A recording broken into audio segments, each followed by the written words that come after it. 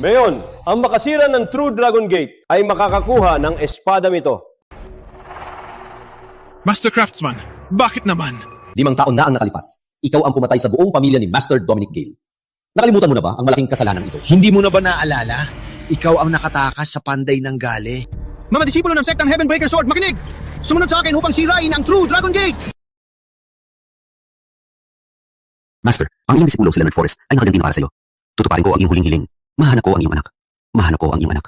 Mahanap ko ang iyong anak.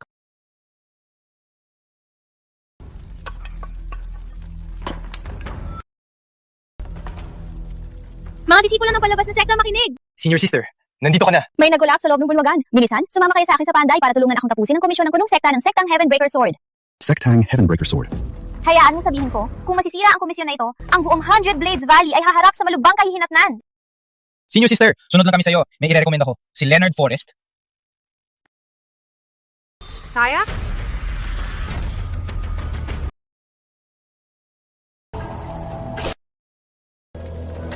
Bilisan natin. Ama, dinala ko na po ang hiningi nyo. Ang batang ito ay puno ng sigla. Malakas ang kanyang katawan. Parang kayang buksan ang lahat ng kanyang meridian. Hayaan siyang subukan. Bakit siya? Kilala mo siya? Bagong disipulo lang siya. Duda ko nga kayang buhatin ng martilyo ng panday. Lalo nang magpanday ng espada. Para sa akin, malakas siya. Bakit hindi mo na siya subukan? Sa kalagayan niya, kahit kayang buhatin ang martilyo at makatapak sa platform, wala siyang alam sa tekniko. Magiging pabigat lang. Maraming panlabas na disipulo sa likod mo. Mas magaling sila kaysa sa kanya. Malapit nang dumating si Lord Gregory para kunin ang espada. Malapit nang maubusan ng oras. Dalhin siya sa pandayan. Kunin ang martilyo. Sumunod ka sa akin. Ang mga martilyo sa pandayan ay nahahati sa 23 kilo, 45 kilo, 227 kilo, at 454 kilo. Para sa unang panday mo, sapat na ang 4.5 kilo na martilyo. Uy, no choose del mil tartilo na martilyo yan. Huwag kang maging ambisyoso. Ang pagmastoy ng 45 kilo na martilyo ay nangangailangan ng galing. Ang 475 kilo na martilyo sa iyong kamay, walang nakapag-wield nito sa 100 Blades Valley. Bago ka, huwag mong sabihin hindi kita binabalaan.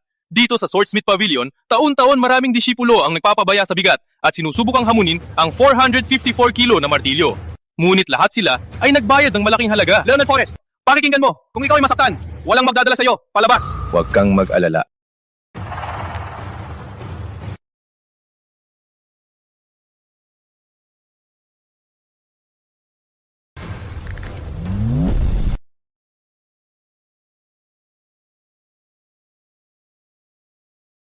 Ano?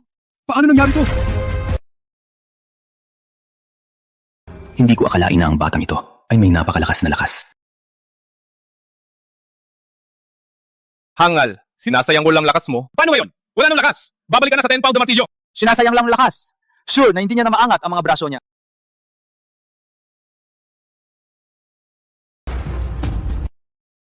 Kukunin ko itong martilyo ng panday. Leonard, balikin ng na ulit. 500 pound na martilyo ng panday yan. Hayaan mong sabihin ko, ito ay pagpanday ng espada. Kung may pagkaantala, wala kahit ilang buhay ang makakapagbayad. Alam namin na malakas ka. Ngunit ang buhat ng martilyo at pagpanday ng espada ay magkaiba. Hindi mo pa nga nakuha ang basic techniques. Bakit hindi simulan mo muna ang 10 pound na martilyo? Huwag mag-alala. Alam ko ang ginagawa ko. Ang kayabangan na magpahamak sa kanya. Sylvia, huwag pansinin. Magsisisi din siya mabilis. Magsisisi din siya. Ang pagpanday ng espada ay nagsisimula sa pagpinu ng bakal. Ang gawin natin ngayon ay pinu ang low-grade steel na ito hanggang maging mid-grade steel. Sumunod sa aking ritmo. Hangal! May 500 pound na martilyo at hindi nag-iingat ng lakas. Sa loob ng 20 hampas ay babagsak na siya. Sabi ko nga, hindi siya abot ng 10...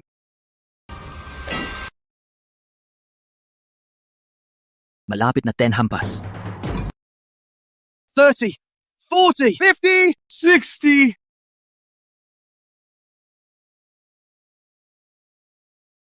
Isang daang hampas. Isang disipulo ng panlabas na sekta ang naghampas ng 100 beses gamit ang 500 pound na martilyo ng panday.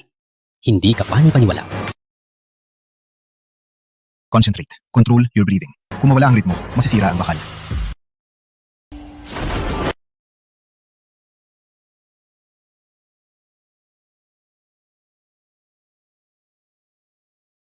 Isang hampas, 2 echo. Masyado mabigat ang martilyo. Hindi ka antiisin na mababa kalidad na bakal. May bitak na. Sylvia, itigil mo na. Antayin natin lumamig ang bakal. Saka natin ulit ipanday. Hindi tayo pwede tumigil. Critical moment ito para alisin ang dumi. Tiwala lang. Okay lang ang bakal na ito. Hindi! May bitak na ang bakal! Concentrate, hindi yan bitak. Leonard, itigil mo na! Leonard Forrest! Kausap kita! Last warning mo na to! Itigil mo! Huwag niyo siyang gambalain! Master, ang bakal na ito ay may bitak na. Antayin natin dumamig. Saka natin ipanday, pinipersa lang niya ngayon. Masisira ang bakal. Sino nagsabi ng bitak yan? Sa panahon ng pampanday, ang loob ng bakal ay nababago. Ang kalidad ng bakal ay bumuti. Bumuti ang kalidad? Leonard, iniisip mo ba kami ay katatawanan? Hayaan mo sabihin ko, sa lahat ng kalidad ng bakal, ang loob lamang ng top grade steel ang nagbabago. At ang mababang kalidad ng bakal na hawak mo, kahit matinyuhin mo hanggang magkawatak-watak, hindi magbabago. Top grade na ang bakal na ito. Linisin ito sa kanyang antas ay hindi magawa ni Master. Ikaw, isang baguhan! Sino ba sa tingin mo? Sylvia! Patubig mo ang bakal at simulan muli! Ngunit sinabi ni Leonard, Siya ba ako ang pinaniniwalaan mo? Bilisan! Huwag!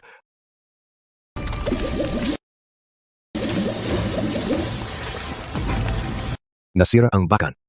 Ano? Paano nangyari to? Leonard, lahat ito ay iyong kasalanan. Kung hindi ka natagal, hindi masisira ang bakal na ito. Ang mababang kalidad na bakal naging mataas na kalidad na billet, pinadalisay ng lampas sa antas. Paano nagawa ng binatilyo ito? Baka ito ay coincidence? Same naman. Ang bakal na ito ay nasira. Reforging ito ay huli na ngayon. Marcos, ipagpatuloy ang pagpanday ng espada. Si Master, na mahigpit. Hindi man lang sinita si Leonard. Leonard, hayaan mo sabihin, maliban kung si Master Craftsman mismo ang darating, walang makaligtas sa bakal na ito. Kung gusto mo i-reforge, imungkahi kung iwanan mo na ang ideyang niya. Hayaan siyang gawin ang gusto niya. Marcos, pandayin ito!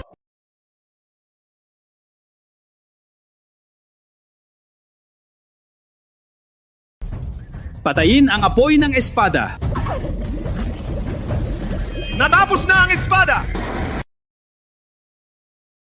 Magandang espada. Maganda talaga. Master, narito na si Punong Gregory mula sa sektang Heavenbreaker Sword. Huwag mag-alala. Ang espadang ito ay tiyak na makakuha ng pag-apruba ni Punong Gregory. Halika. walang kwenta ang lahat ng pagsisikap.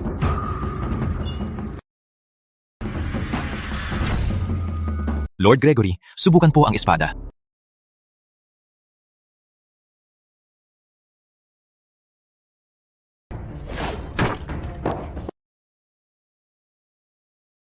Mahal na Gino, ang batong ito ay bato ng madilim na bakal. Hindi ito mapuputol ng espada. Hindi ba puputol?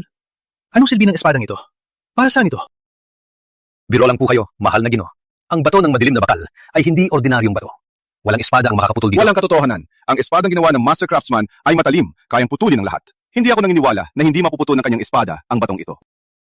Kami ay simpleng panday lamang. Paano kami maihahambing sa Master Craftsman? Ngunit kanina, malinaw mong ipinangako na magbibigay ng espadang magpapasaya sa akin. Maaari bang niloko mo ako? Hindi ko po magawang lokohin kayo. Walang bagay dito na karapat-dapat sa aking espada. Mahal na Gino, huwag po kayong magalit. Tiwala lang po. Bigyan niyo po ako ng 2 buwan. Hindi, hintay lang. 1 buwan.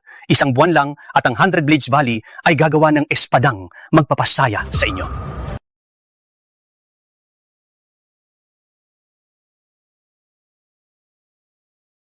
Para sa paglahok nyo sa kompetisyon ng paggawa ng espada, pag-usapan na lang natin. Mahal na Gino. Lord Gregory, pakisipan po muli. Oh, mahal na Gino, bigyan po kami ng isa pang pagkakataon. Mahal na Gino, ang pagkakataong ito ay lahat para sa 100 Blades Valley. Umalis kayo!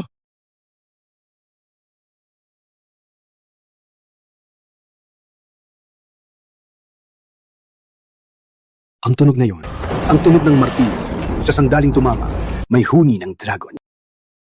Maaari bang siya? Halika, tingnan natin.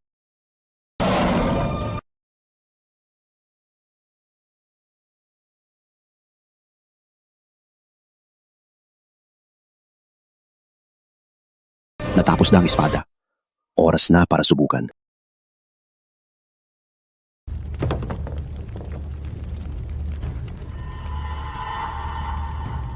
Ang espada na ito, Master. Pigilan niyo si Lord Lawrence. Si Leonard Forrest, disipulo lang siya ng panlabas na sekta. Anong alam niya sa pagpanday ng espada? Kung may depekto ang kanyang espada at magalit ang mga Panginoon, mawawalan tayo ng pagkakataon na lumahok sa kompetisyon ng pagpanday ng espada. Isang walang halagang espada para subukan ni Lord Lawrence? Cedric Gale, nawala ba ang iyong isip? Bronze Immortal. Walang hanggan ng kapangyarihan! 10,000 Swords Manor! Walang kapantay sa pagpanday! Victor Sage! Victor Sage, ikaw na trader sa iyong mga master. May lakas ka pang gumalik? Magpakatatag sa 100 Blades Valley. May aking mahal na bisita. Kung hindi dahil sa kanya, hindi ako pupunta dito. Isang bisita? Sino ang iyong bisita dito? Di ka welcome dito. Umalis ka! Siguro ikaw ay galing sa 10,000 Swords Manor, ang Master Swordsmith. Si Victor Sage. Ako nga. Narinig ko si Lord Gregory ay naghahanap ng espada para kay Lord Lawrence. Para mapalagay ang loob ni Lord Gregory, dinala ko ang espadang ito para lamang sa kanya. Walang hiya! Noong una, sinira mo ang lahat ng espada ng 100 Blades Valley. Ngayon, gusto mong agawin ang aming negosyo? Kitang-kita naman na si Lord Gregory ay hindi nasisiyahan sa espada ng 10,000 Swords Menor. Fair competition lang ito. Paano ito agawin ang negosyo? Kung ang negosyo nyo ay talagang nakuha ko, ito ay nangangahulugan na basura ang inyong espada. May lakas ka!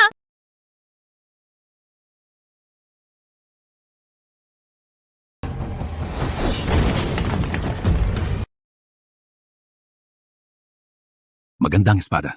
Magandang espada talaga. Lawrence, tingnan mo ang espadang ito. Ama, gusto kong subukan muna ang espadang ito. Ang itim na espada, parang pangit. Walang halaga talaga. Wala kailangang subukan. Subukan natin itong isa. Lord Lawrence, huwag magatubili. Ang espadang dinala ko ay ginawa ng Master Craftsman. Sa palagay ko, walang espada sa buong mundo kaysa dito. Ano?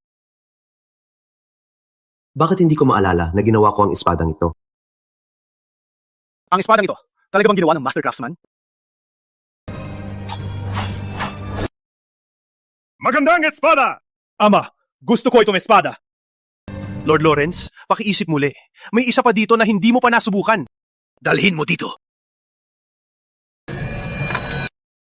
Ang espadang ito, may espiritu na ito. Walang kwentang matanda! Hindi mo pahawakan ang espada! Lord Lawrence, ang espadang ito ay may espiritu na. Dapat mong subukan ang napakagandang espadang ito. Cedric Gale, nabaliw ka na ba? Mula sa walang kwentang sekta mo, ang espadang ginawa ng panlabas na disipulo ay may espiritu. Ikaw? Lord Lawrence, maniwala ka sa akin. Sapagkat gamitin mo ang espadang ito, makikita mo na ito ay tunay na magandang espada.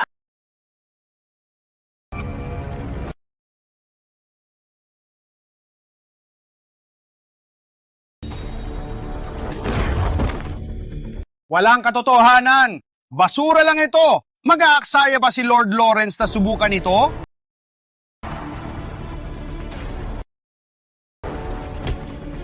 Magaling sa gawain. Anong gusto mong gantimpala? Magbigay ng healing? Lord Lawrence, ang 10,000 Swords Manor ay balak sakupin ang buong 100 Blades Valley. Victor Sage, napahiya ka. Victor Sage, ang master ay nagpalaki at nagturo sa iyo tulad ng sariling anak. Ang pantaksil ay sapat na, pero ngayon, gusto mo agawin ang buhay na gawa ng master? Hindi kailangan magmura. Ang pagsali sa 10,000 Swords Manor ay isang biyaya para sa 100 Blades Valley. Sa tingin ko, may punto si Victor Sage. Ang lakas ng 100 Blades Valley ay bumababa taon-taon. Samantalahin natin ang pagkakataong ito at maging protektado ng 10,000 Swords Manor. Kitang-kita ni Lord Gregory? Victor Sage, huwag kang umasa. Master! Ama! Victor Sage, hamon ko sa iyo ang laban ng espada. Ama, paano mo basta-basta ipinaglaban na makipagduelo sa kanya? Maari kang mamatay dito. Kahit buhay ko pa ang kapalit, kailangan kong protektahan ang 100 Blades Valley. Sige, Cedric Gale, tandaan ang iyong salita.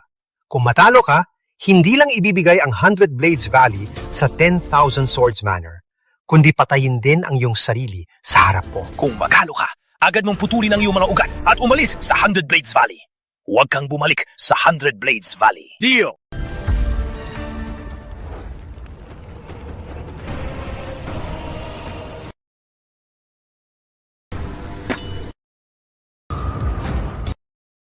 Ama, Si Edward Sterling, malakas ba siya? Pangalawa siya sa dito po ng panday. Isang master na pangalawa lang. Ang kanyang galing at resulta ay halos katumbas ng master craftsman. Maliban sa master craftsman, walang makakahabol sa kanya. Parang handa na sina Victor Sage at ang kanyang grupo. Alam nila mula simula na makikipagduelo kami. Sa kalaban na ito, 100 Blades Valley, walang pag-asa na manalo. Master, hayaan ako lumaban para sa iyo. Kung matalo ako na ang haharap sa mga kahihinatnan. Anak, hindi ito ang laban mo. Sa laban na ito, ikaw ang lumaban. Kung matalo ka, ako ang haharap sa mga kahihinatnan.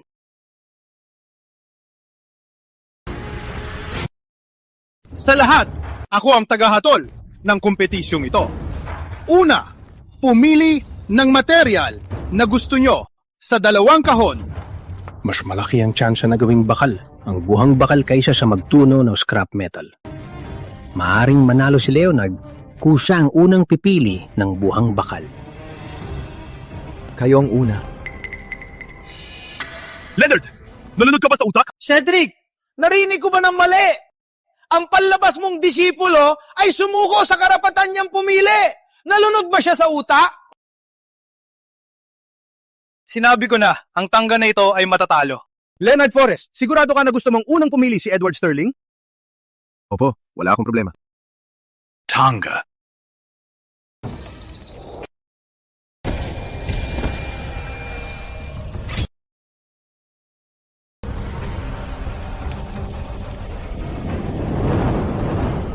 Gawing bakal ang bakal, kailangan ng tumpak na oras at temperatura. Kung mali ang oras at temperatura, mananatiling mababang kalidad kahit na ma-refine.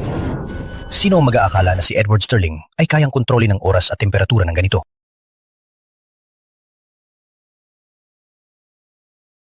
Kung nakagawa talaga si Edward ng high-grade steel, siguradong matatalo na ang 100 Blades Valley. Hindi pwede. Ang buwang bakal na ito ay mababa ang kalidad. Impossible na gawing high-grade steel. Sana hindi high-grade steel. Sana hindi.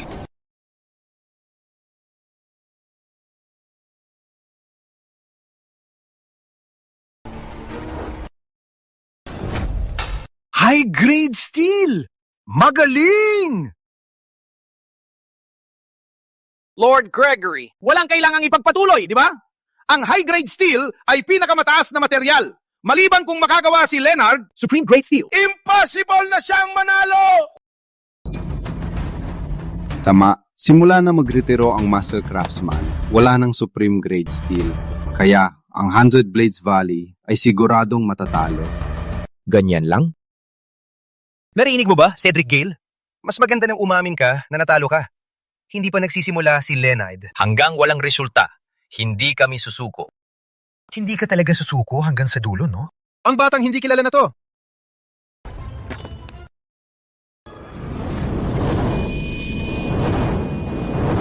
Magaling siya sa pagkontrol ng apoy.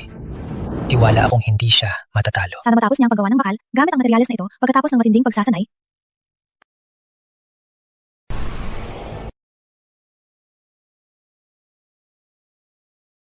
Kayang buhatin ng 1,000 pound na martilyo?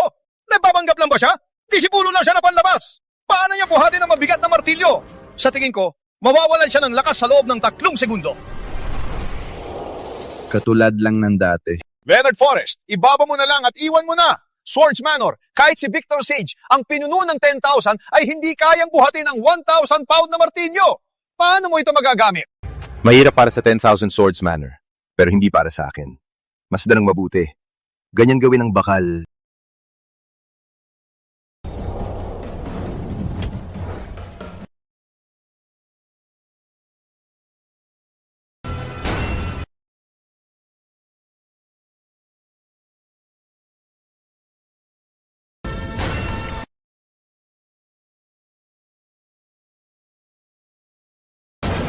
Lumitaw ang kidlat ng langit. Gumawa siya ng obra maestra. Supreme Steel! Ang maalamat na Supreme Steel!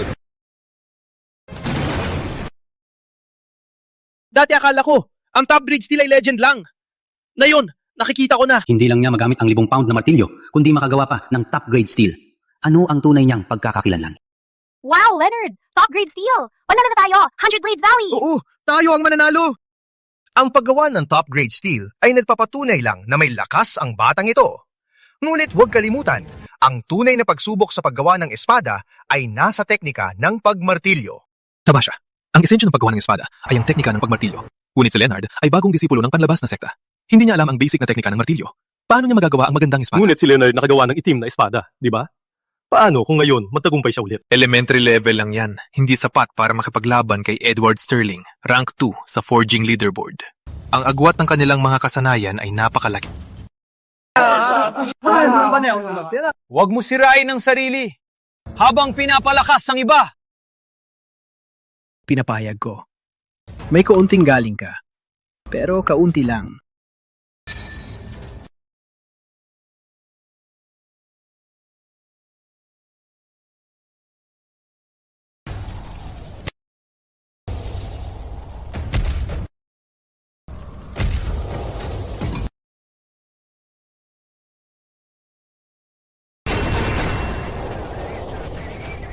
Magaling! Martilyong 4 na etso. Hindi ko akalain na si Edward Sterling ay makakagaya ng Master Craftsman. Teknik ng martilyo ng Siyam na Dragon hanggang dito. Martilyong 4 na etso na may lakas. Paano kaya ang Siyam na etso galing mismo sa Master Craftsman magiging hitsura? Kung makita ko lang ang Master Craftsman's teknik ng martilyo ng Siyam na Dragon sa buhay ko, handa akong mamatay. Yin at Yang Tai Chi shift mga kamay tulad ng araw at buwan. Sa pamamagitan ng pagyakap sa apoy, ay makakamit ang tunay na pagpanday.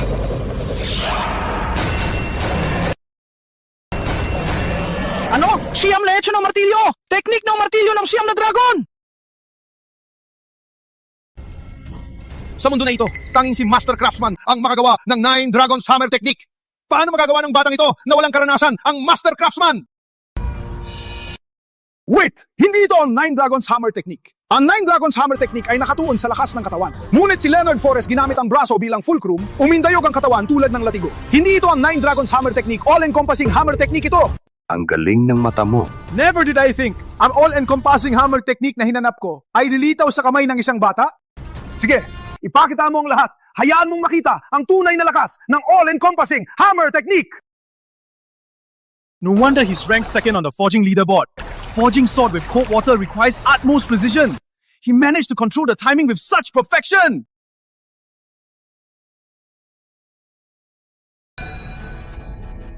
Magaling!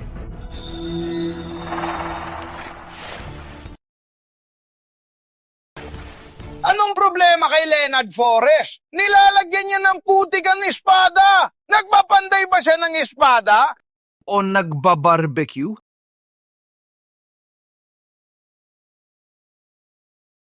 Ang teknik na yon, hindi ba ito ang madalas gamitin ni Master Craftsman? Clay Sheathed Sword Tempering.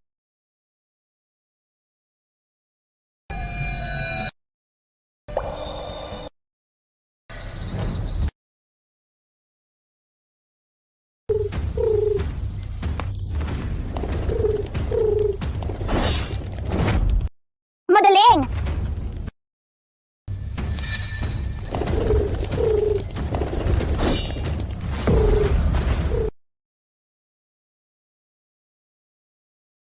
Anong walang kwentang espada ito?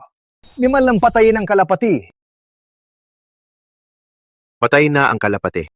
Sino ang niloloko mo? Kitang-kita na kumakanta pa ang kalapate. Paano napatay na ito?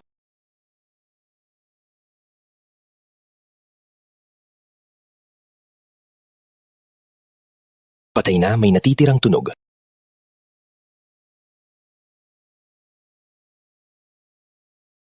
Tung live Death Echo! Patay na, may natitirang tunog. Yung skill ng patay na may natitirang tunog. Ano yun? Sylvia, sinasabi na kung matalim ang espada, ang biktima ay hindi agad mamamatay. Sa halip, uulit-ulit itong sabihin ang tunog bago mamatay. Tinatawag itong echo ng kamatayan na buhay. Hindi lang niya ipinakita ang nawalang teknik, kundi nakuha pa niya ang echo ng kamatayan na buhay. May kaugnayan ba siya kay Master Artisan?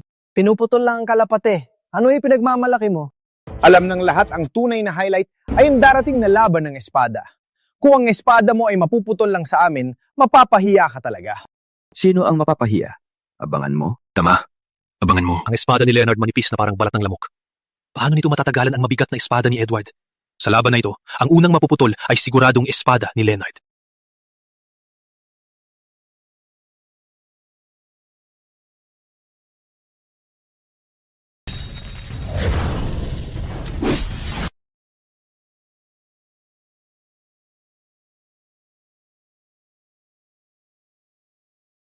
Paano nangyari to?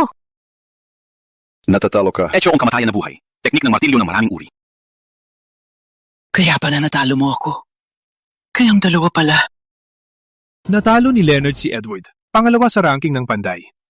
Does that mean mas malakas siya sa pangalawa? Kaya siya. Master Craftsman! Si Master Craftsman mismo!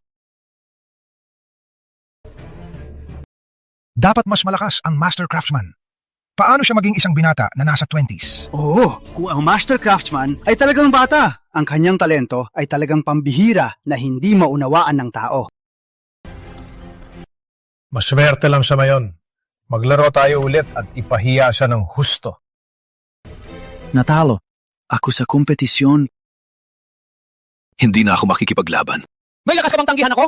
Huwag mong kalimutan, kumuha ka ng kayamanan sa 10,000 Swords Manor. Isasauli ko lahat sa iyo mamaya. Bilang katulong, huling payo ko, huwag nang labanan ng 100 Blades Valley. Kung hindi, hindi mo kakayanin ang resulta. Nabanggit ko na lahat. Magkita tayo ulit kung may tadhana. Putang ina mo! Dahil sumuko si Edward Sterling, ang mananalo ay ang 100 Blades Valley!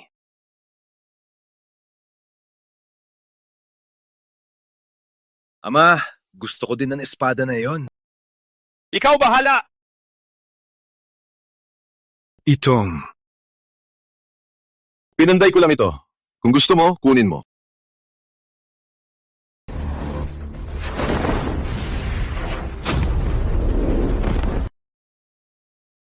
Kayo sa 100 Blades Valley, nagdiwang na medyo maaga pa, di ba? Victor Sage! Natalo ka sa laban. Sang-ayon sa patakaran, dapat mong putulin ang iyong mga meridian at umalis sa 100 Blades Valley. Ngunit ninakaw mo ang aming espada. Balak mo bang bawiin ang iyong salita sa harap ni Lord Gregory? Victor Sage, ang iyong mga aksyon ay hindi karapat-dangal. Ilabas mo na ang espada bago ako magalit. Lord Gregory, halos hindi mo na maprotektahan ang sarili mo, pero nakikialam ka pa sa buhay ng iba. Ano ang ibig mong sabihin? Sa tingin mo ba, gumawa ako ng lahat ng ito para lang sirain ang maliit na 100 Blades Valley? Damon Blake.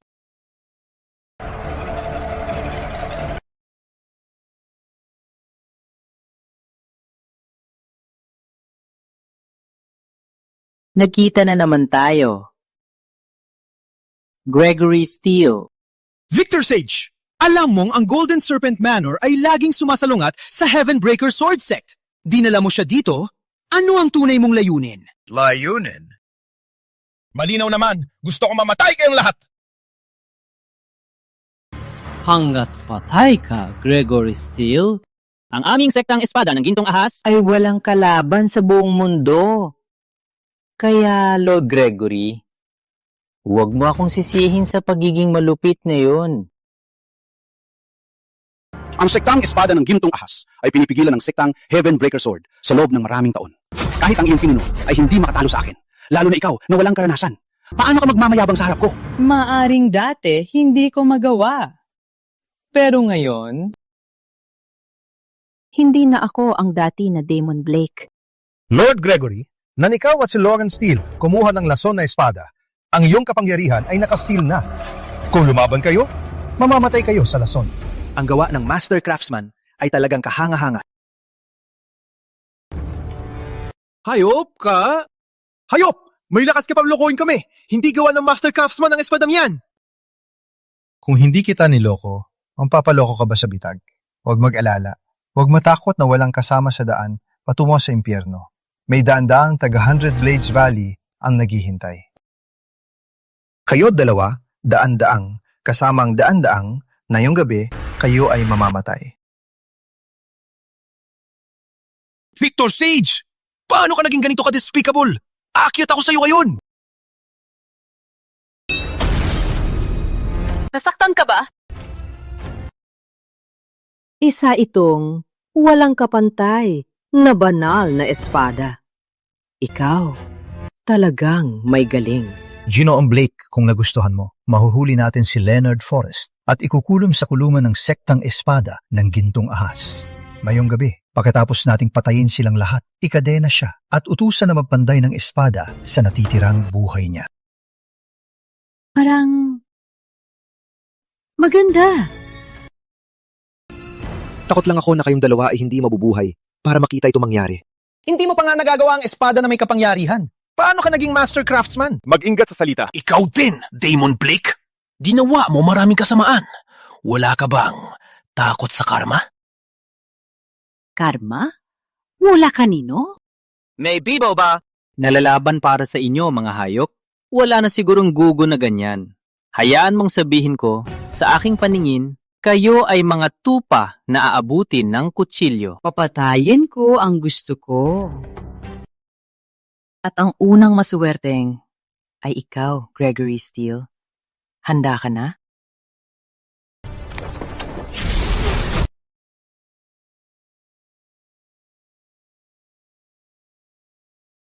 Ama! Gregory Steele. Matagal ko nang hinihintay ang araw na ito. Sa tingin mo ba ang sirang espadang ito ay makapagprotekta sa iyo? Managinip ka na lang. Kahit maswerte kang may itim na espada na ito, ngunit wala kang lakas sa loob, hindi mo ako matatalo. Hindi naman siguro. Humahanap ng kamatayan!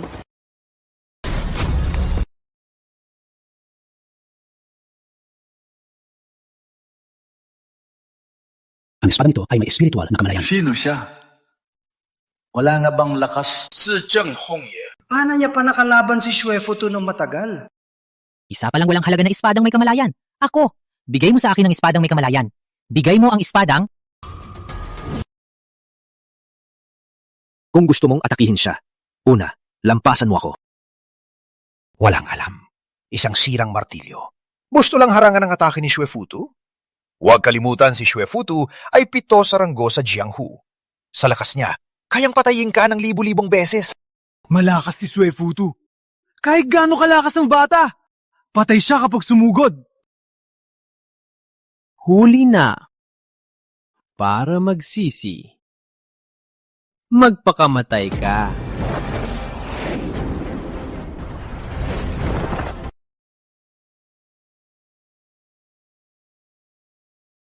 Ito sa ranggo sa Jianghu. Humahanap ng kamatayan.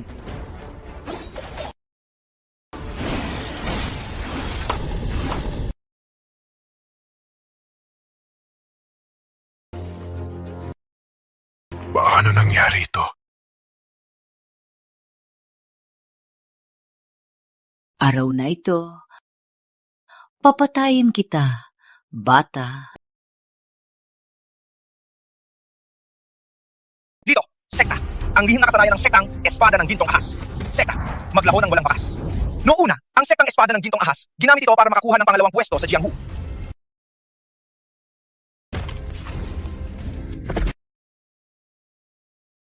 Li Lingfeng! Patay ka na! Li Lingfeng, maingat!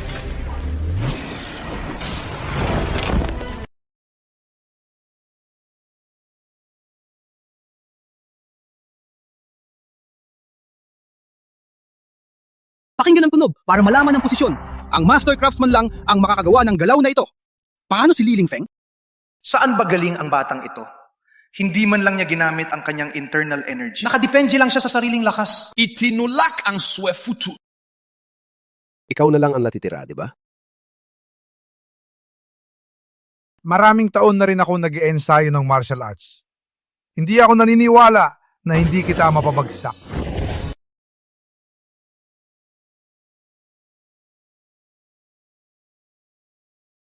Ang lakas ng galaw na yan. Matatalo ako! Sumunod si Kong Qingtong sa kasunduan. Putulin mo na ang iyong mga braso. Hindi ka na pinapayagang pumasok sa 100 Swords Valley. Gusto mo akong magpakamatay? Daydreamer!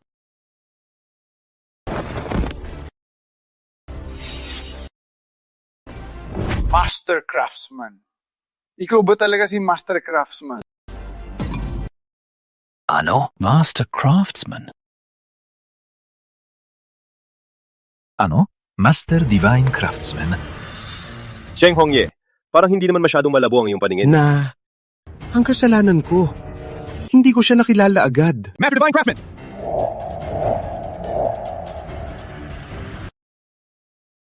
Master Craftsman!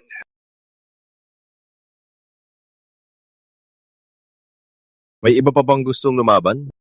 Wala na. Umalis kayo dito. Bata ni Qingtong deserves death. Master Divine Craftsman, hands and eyes all over the place. Bajintay muna. Nangyari sa bukid. Ang lahat na yon nangyari sa bukid. Huwag sabihin sa iba. Takot ba ako? Bakit kayo lumuhod? Tumayo at magsalita.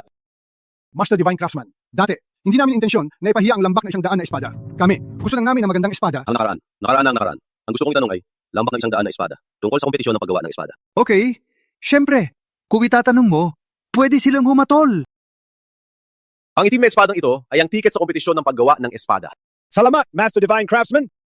Master Divine Craftsman, pwede po bang itanong, bakit mo itinago ang iyong pagkatao at pumunta sa aking lambak ng 100 na espada?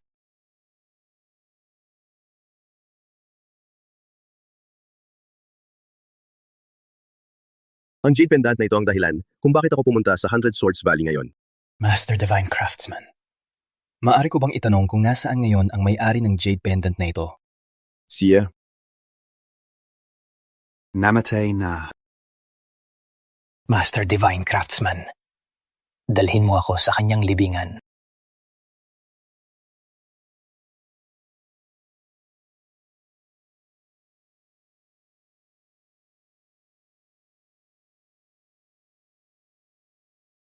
Noong taon na yon, sinabi niya na aalis siya para maglakbay sa mundo at maging pinakamahusay sa mundo.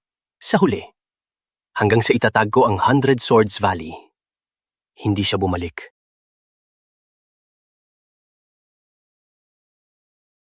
Sa loob ng maraming taon, sinabi kong hindi ko siya kinamumuhian, pero iyon ay kasinungalingan. Kahit ang hangarin kong pamunuan ang 100 Swords Valley na maging pinakamahusay sa mundo, ay naimpluwensyahan ng kanya. Gusto ko lang sabihin sa kanya na mabubuhay ako ng maayos, kahit wala siya. Sa huli.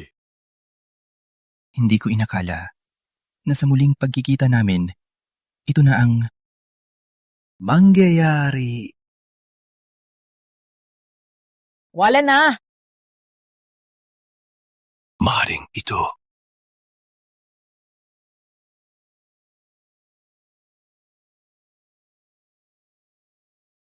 Sabi ni Master bago siya namatay, ang pinakamalungkot niyang naging tao ay ikaw. Itinabi niyang aklat ng teknik ng martilyo ng universo sa pag-asa na maabot mo ang iyong pangarap, ang manguna sa lambak ng 100 na espada na maging pinakamahusay sa mundo.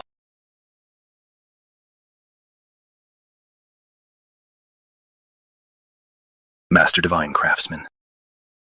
Matanda na ako. Kahit ipasa mo sa akin ang teknika ng martilyo, walang kwenta pa rin. Ngunit, dahil hinahanap mo ang mga inapo ng pamilya Zhang, ipasa mo na lang ang teknika ng martilyo kay Xu Yun. Sa hinaharap, hayaan siyang humalili sa aking posisyon. Tatay, malusog ka pa. Paano mo ako ipapalit sa iyong posisyon? May araw din na mangyayari.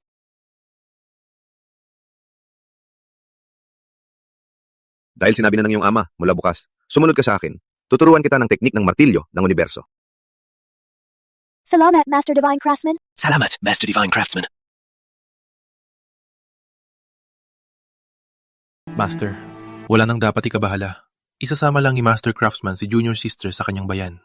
Magiging maayos din. Sana. Matapos ang pagsasanay na ito, makakagawa siya ng ingay sa kumperensya ng Panday ng Espada sa loob ng ilang buwan.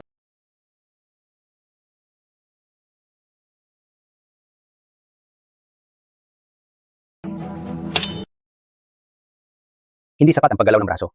Pati na rin, pwede pang lumakas ang lakas ng pagbagsak.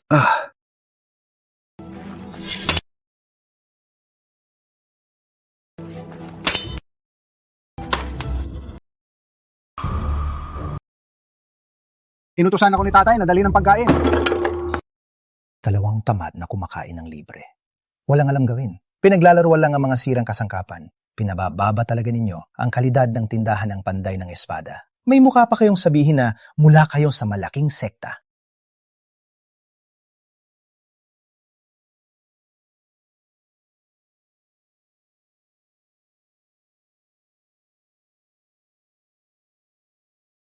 Lingfeng, paano kung tulungan natin ang panday ng espada? Bagaman ang panday ng espada na ito ay itinatag ng aking lolo, ngunit sa huli, pinamumunuan na ngayon ni Ginoong Shen. Sa mga nakaraang taon, hindi naging madali para sa kanila. Huwag kang mag-alala. May plano ako.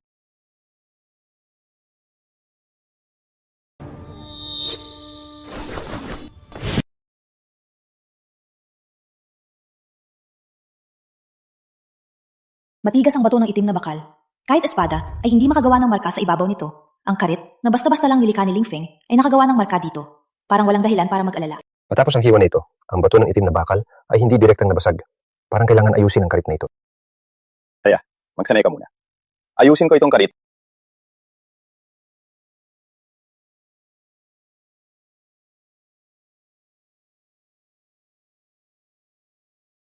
Hindi inaasahan. Kayang pag-aralan ni Lingfeng ang kutsilyo hanggang sa ganito. Parang kailangan ko magsumikap pa. Pagsanay sa martilyo, para hindi siya mahadlangan.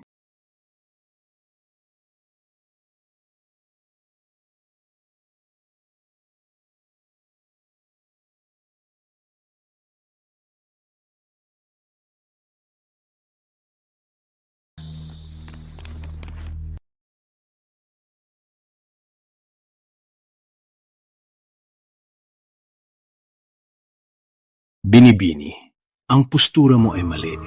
Gitna ng bigat, medyo mataas. Ayusin ko para sa'yo ang gitna ng bigat mo. Dapat bumaba, kaliwa, medyo malayo sa tiyan. Oo, bumaba. Ituwid ng may lakas. Ang kamay na ito, bumaba. Natural na bumaba. Itaas ang kamay na ito. Ikiling pataas. Ang lambot ng kamay mo. Paano mo araw-araw na iswing ang malaking martilyo? Mas mabuti pa.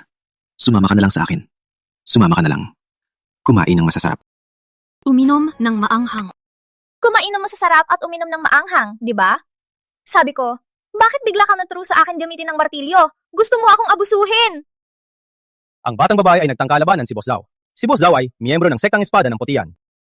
So what kung sektang espada ng Putian? Hindi ako natatakot sa sektang espada ng Putian. Walang hiya ka!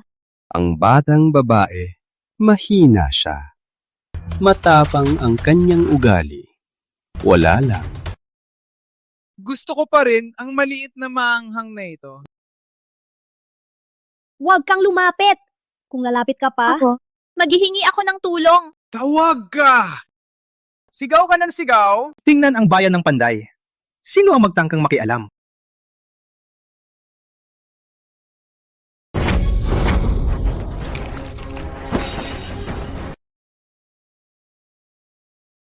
Sa liwanag ng araw, sa malinaw at maliwanag na mundo, paano ka nagpakita? Isang basura na nanghuhumaling ng babae. Walang hiya. Saan ka nanggaling? Halika dito.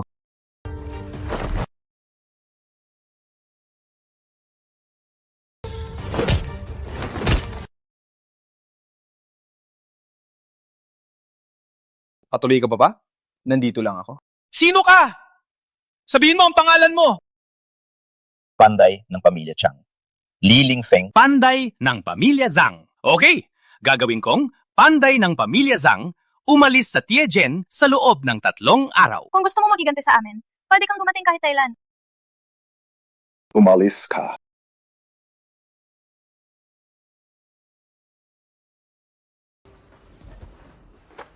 Halika, hatid kita sa klinika para magpamedisina.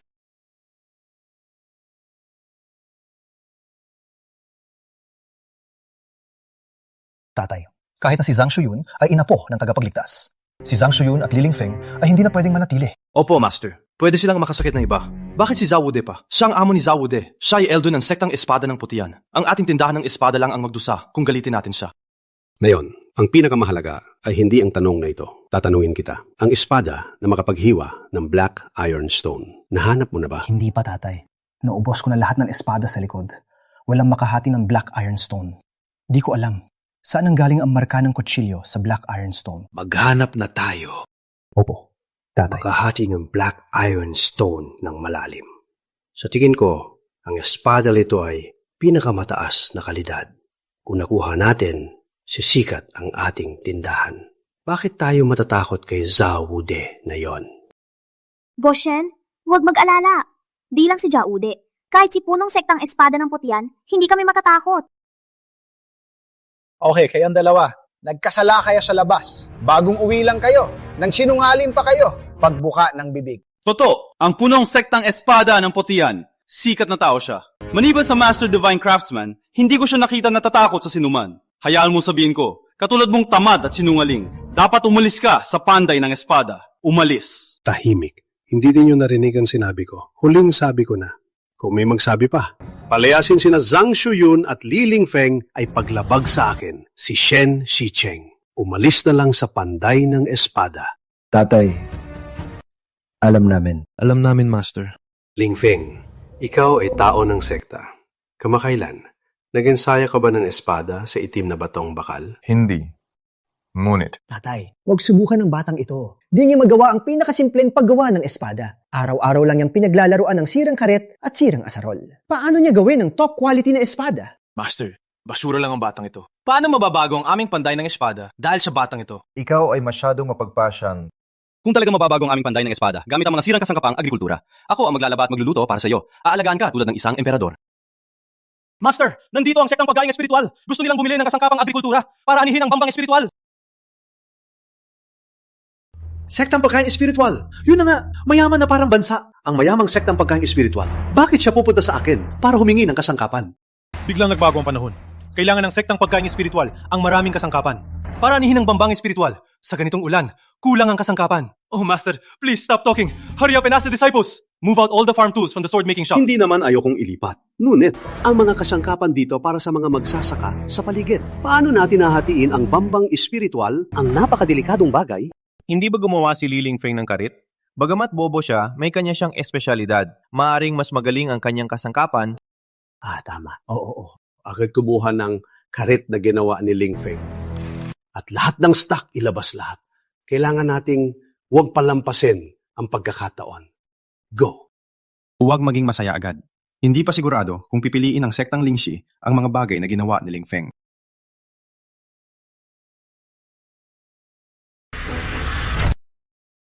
Para sa punong sekta, kung may hindi ka nagustuhan, sabihin mo lang sa akin. Boss Shen, hindi namin sinasadya na pahirapan ka. Ang totoo lang, ang kalidad ng mga kasangkapang agrikultura ay mababa. Kadalasan, okay lang sa pag-ani ng ordinaryong trigo. Ngunit kung anihin ang bambang espiritual, maaring hindi maganda. Sa totoo lang, kinakahiya namin ng mga basura na ito. Tingnan ng mga kutsilyong ito, masyadong mapurol, hirap manakit. Paano anihin ang bambang espiritual? Tingnan ng mga pitchfork at asarol. Boss Shen, anihin namin ang bambang espiritual. Di na lang ang mga basurang bakal dito. Medyo sobra na.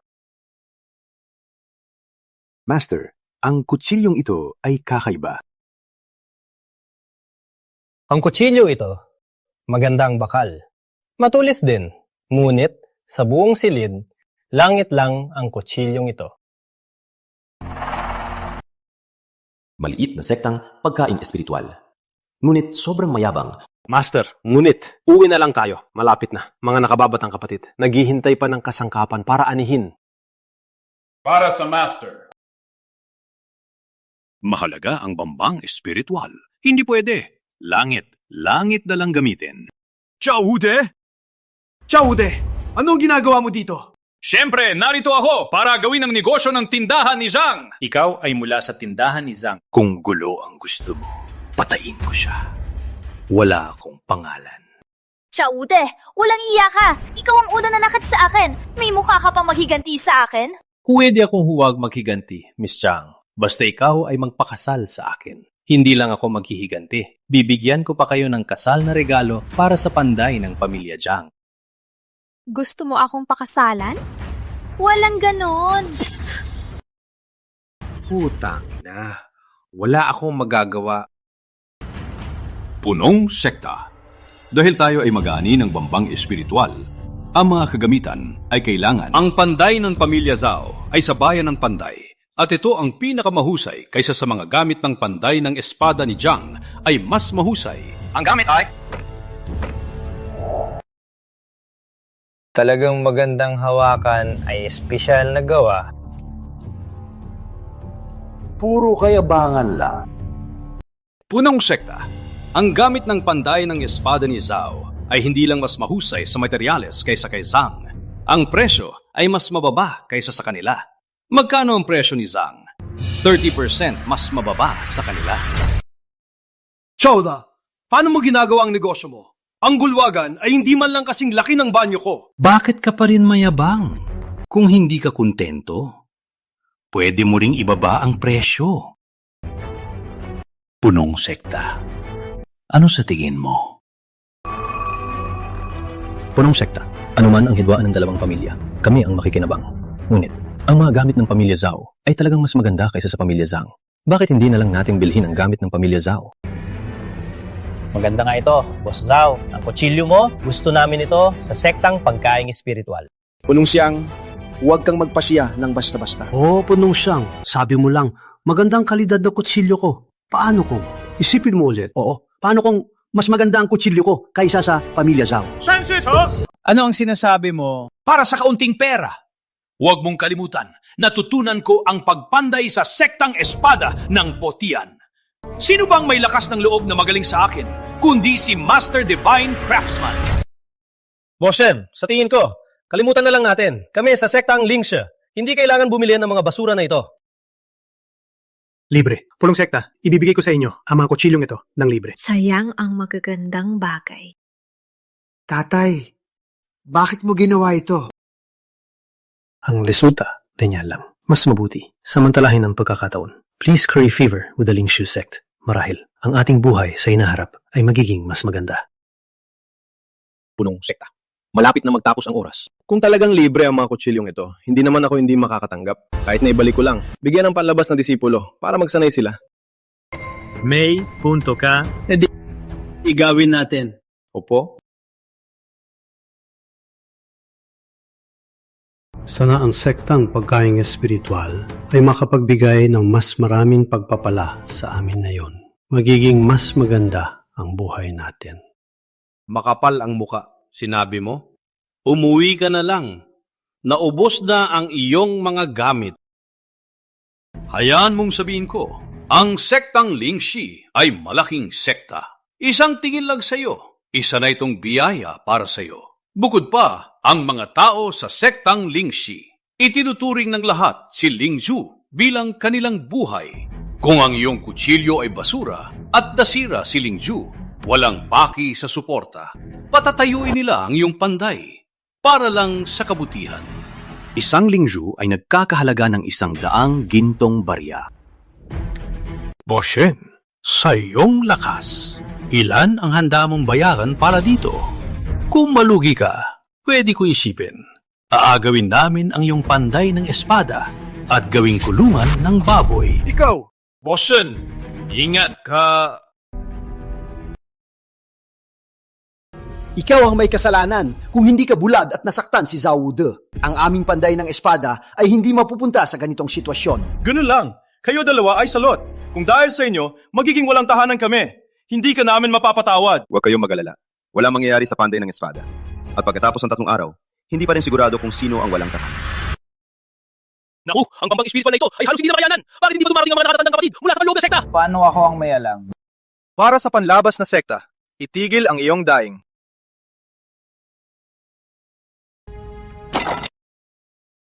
Naihatid na ang karet. Ang bangbang espiritual sa Parsela Balgang 5 dapat anihin bago magtanghali sa makalawa. Nakatatandang kapatid, ang Parsela Balgang 5 ay may 2 hektarya. Gamit ang mga sirasirang karit na ito, paano namin ito matatapos bago ang makalawa? Opo, nakatatandang kapatid. At sa tabi ng bambang espiritual na ito, may iba pang bihirang espiritual na halaman. Dapat tayo ay mas maingat. 2 araw, walang duda, hindi sapat. Ang kondoob din ay 2 araw. Mas malaki ang area nila. Kung hindi nyo matapos sa 2 araw, isipin nyo mabuti. Kayo ba ang may problema sa kakayahan? Ikaw? Putang yana mo. Hindi mo kami tinuturing bilang tao. Kalimutan mo na. Magtrabaho muna tayo. Magtrabaho muna kung hindi natin matapos. Huwag na nating sabihin na nilalait tayo. Kahit si punong sekta, takot akong hindi tayo papayagaan. Magtrabaho muna. Anong problema? Hindi ko alam kung tama ang pakiramdam ko. Parang lumalagaan ang kutsinyo sa aking kamay. Parang kusa itong pumapayat. Hindi ba ito ordinaryong karit lang? Paano naging kapakipakinabang?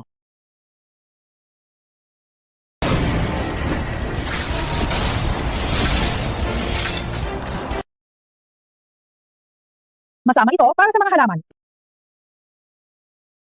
Diyos ko, isang kutsilyo, may 100 metro kwadrado ng bambang espiritual at hindi nasasaka ng mga halaman sa ilalim nito. Hindi ito sirang kutsilyo, ito ay banal na sandata.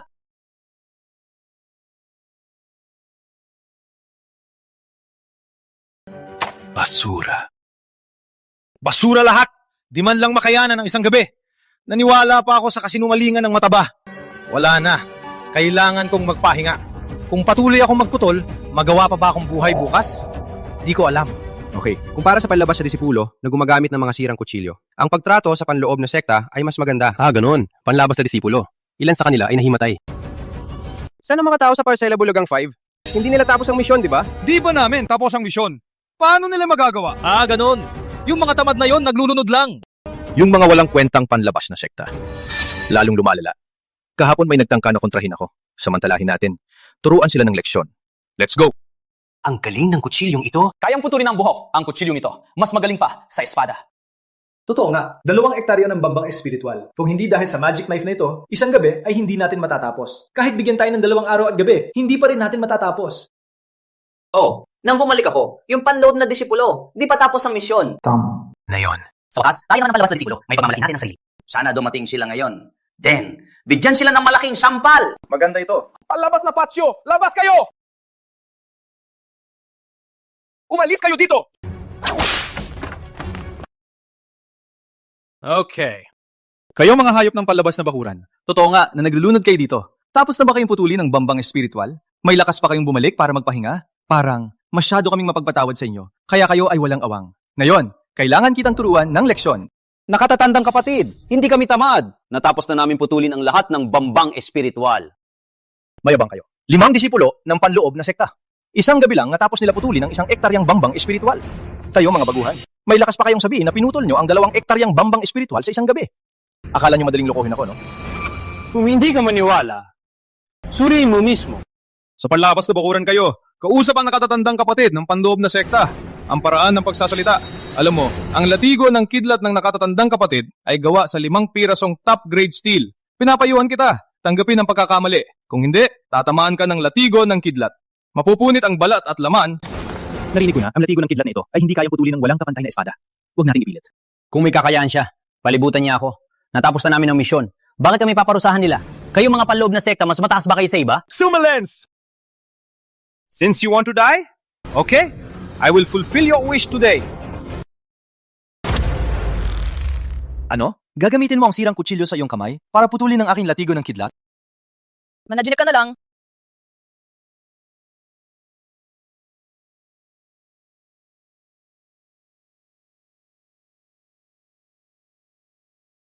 Maliit na hayop. Umahanap ka ng kamatayan. Tego! Master. Isaw, 2 sa inyo ay hindi sa espiritual na bukid. Bakit kayo nagtitipon dito? Para sa master, ang pangkat ng panlabas na disipulo, hindi lang tamad. Sinira pa nilang latigo ng kidlat ng kapatid ko. Halata hindi ka naniniwala. Nagawa na namin ang gawain. Gusto pa akong atakihin? Ako? Kaya ako lumaban. Ikaw? Nagawa niyo ang gawain sa loob ng isang gabi? Ipakita mo sa akin. Master, manggaring tingnan.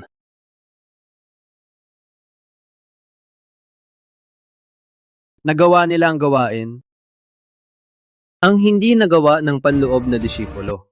Paano niya nagawa? Master, salamat sa kutsilyong ito. Ang kutsilyong ito. Pinuto nito ang latigo ng kidlat ko.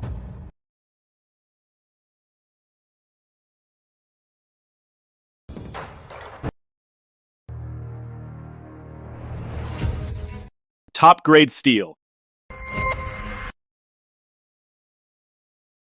Maari bang ang kinikilalang master craftsman lang ang makakapanday nito? Top grade steel, latigo ng kidlat. Bibilhan kita mamaya. Ngayon, maganda ng ginto ngayon. Sumunod sa akin sa panday ng espada ni Zhang.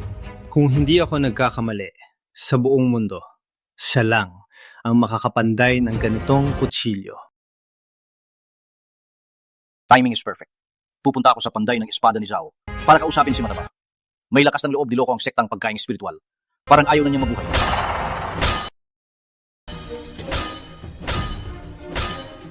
Magpanggap. Concentrate. Opo, tatay.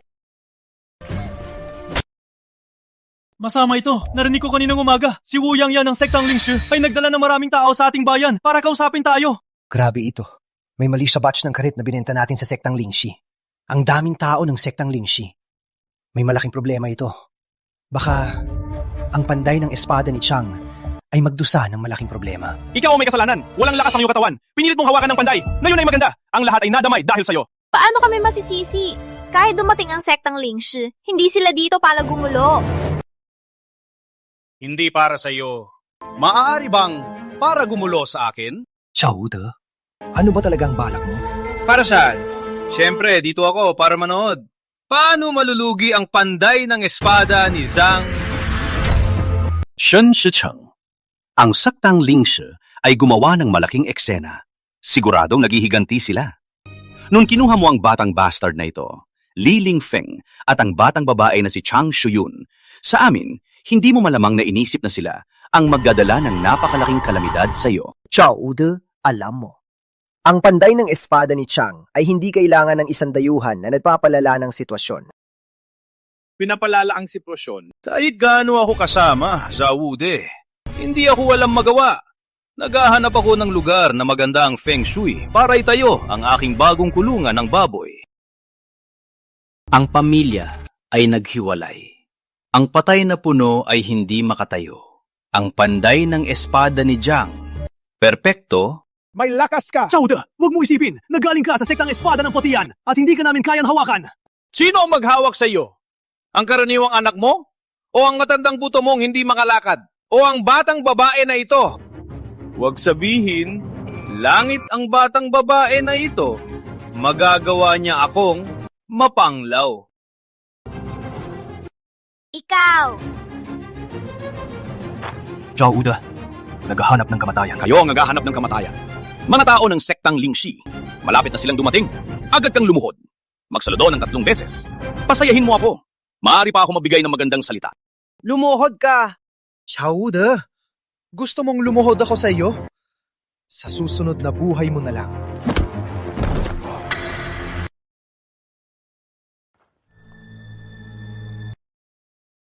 Gasto sa medikal. Walang sukli. Chaude, sumobra ka na. May problema ba sa pagbuli sa iyo? Isang bastard na minana sa aking mga ninuno. Ang pagbuli sa iyo ay isang biyaya para sa iyo. Are, parang mahirap ka. Kaya pala 5 taon nang nakalipas. Gustong sirain ng Zhenlong Men ang iyong pandayan ng espada, ang iyong pamilya. Hindi ako naroon noon. Patayin si Zhang Zizi, ang matandang bastard. Hindi naman yun labis. Ikaw, okay lang na insultuin mo ako. Pinapahiya mo pa ang aking tagapagligtas. May problema ba sa pag-insulto? Alam mo ba, dito ako para harapin si Li Lingfeng, ang batang bastard. Pinapahiya ninyo ang sektang pagkaing espiritual. Sa tingin ko, ang panday ng espada ni Zhang, walang dahilan para manatili. Mga disipulo, sundin ang utos ko. Opo! Sirain ang panday ng espada ng pamilya Zhang. Kung may humarang, patayin silang lahat. Itong lalaki, bugbugin at itapon sa kalye. Ang babaeng ito, ikulong siya sa kama. Opo! Tigil! Tigil! Tigil! Tigil ninyo! Tigil ninyo!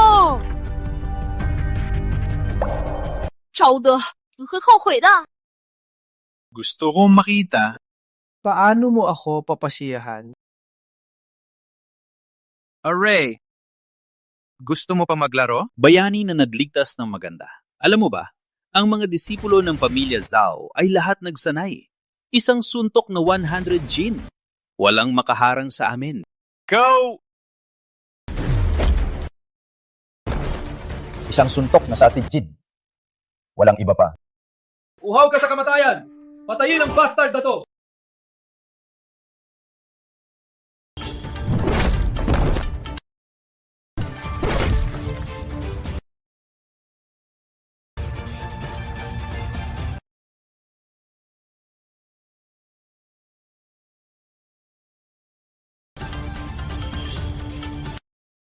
Kaya si Li Lingfeng, paglaban. Magaling ka talaga sa laban. Ikaw, anong ginagawa mo? Sasabihin ko, ang pinsan ko ay isang elder. Patatayin kita! Subukan mo. Gusto kong makita kung ano ang magagawa ng sektang espada ng Potian sa akin. Huwag kang lumapit! Ano ang ginagawa mo? Ngayon mo lang nalaman na mali ka. Nung binastos mo si Zhang Suyun, bakit hindi mo nalaman na mali ka? Nung binugbog mo si Shen Mingyi, bakit hindi mo nalaman na mali ka? Pati na rin, nung binastos mo ang tindahan ng espada ni Zhang, nung binuli ka ng Zhen Longmen, bakit hindi mo nalaman na mali ka? Mali. Tigil! Bubugin pero magpatayin! Kunong sekta! Dumating ka rin! Si Li Lingfeng ay nagpapatay ng walang habas! Siya! Gusto niya akong patayin! Bubugin mo siya! Natalo ka ni Master Lee, ikaw ay mapalad. May lakas ka bang magsalita ng masama kay Master Lee dito? Kulong sekta! Nalito ka ba ako sa panday ng espada ni Zhang? Ako, si Zhao Wude. Alam namin na ikaw si Zhao Wude. Mapapansin ko ang iyong mukha kahit maging abo man ito dahil sa iyong sira kutsilyo. Busy ako sa espiritual na bukid buong araw at gabi at nasira ang maraming espiritual na bambu. Alam mo, ang panday ng espada ni Zhao ay nagdulot sa amin ng pagkalugi ng hindi bababa sa 30,000 tael ng ginto. Kung hindi mo kami bibigyan ng paliwanag gayon, ang aming sektang Lingxi ay sisirain ng iyong panday ng espada. Kulong sekta! Mali ka po! Ang dapat magbayad ay bulwagan ng panday ng espada ni Zhang! Ano ang kinalaman ng bulwagan ng panday ng espada ni Zhao? Ang basura mo ay hindi karapat dapat ikumpara kay Master Lee. Hayaan mong sabihin ko, sa iyong kasanayan, hindi mo maabot ang maliit na daliri ni Master Lee. Bigyan ka namin ng 3 araw, ipapadala ang 30,000 tael ng ginto sa aming sektang Lingxi. Kung hindi, huwag sisihin ang sektang Lingxi sa pagiging malupit. Umalis kayo, ang pangit tingnan.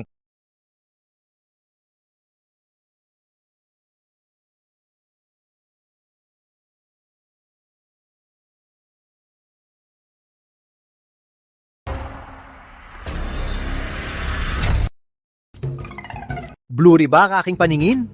Maraming pera. Master Lee, Master Shen, siyang tati, diba? Saturo na lang ng ginto at pilak. Master Lee, gumawa ng isa pang batch ng kagamitan sa bukid para sa sektang Lingxi. Huwag gawin. Ano? Li Lingfeng, parang nabaliw ka na. Sa atin 1,000 tael ng ginto ito. Kung ayaw mong gawin, huwag mo nang gawin. Ang 100,000 tael ng ginto at pilak. Master Lee, tanggapin niyo po. Ilagay na lang po. Master Lee, aalis na po kami.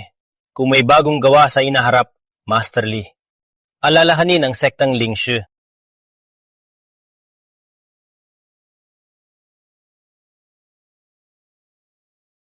Kataka-taka, kayang gawing mapagpakumbaba ang pinuno ng malaking sekta. Sino si Li Lingfeng? Dati hindi ko napansin. Ngayon ko lang napansin. Ang likod ng Master Craftsman. Bakit parang likod ni Li Lingfeng? Tatay, tinitingnan ko ulit ang larawan ng aking tagapagligtas. Oo, nung dati. Pinatay ng True Dragon Gate ang aking tagapagligtas. Pinagbunot din ako sa panday ng espada. Si Master Craftsman ang nakahanap sa akin at binigyan ako ng panday ng espada upang patakbuhin. Alam ko, tatay. Kung hindi dahil kay Master Craftsman at Master Craftsman, kami ay nasa malayong lugar pa rin.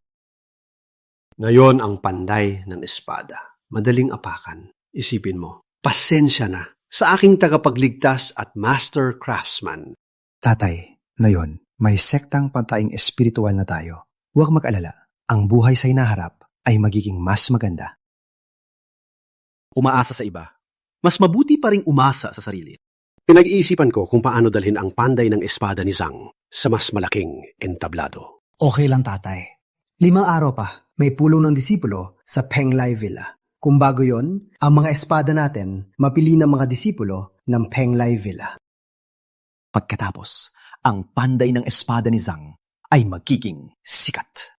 Oo. Kung ang mga disipulo ng Penglai Villa ay magsuot ng mga espada natin, pagkatapos, ang mga nagpapa-espada sa panday ng espada ni Zhang ay walang katapusan. Tiyak yan, tatay!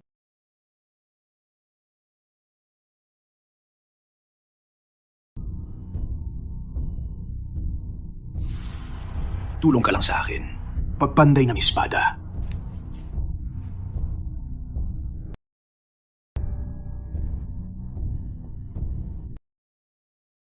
Walang alam ka.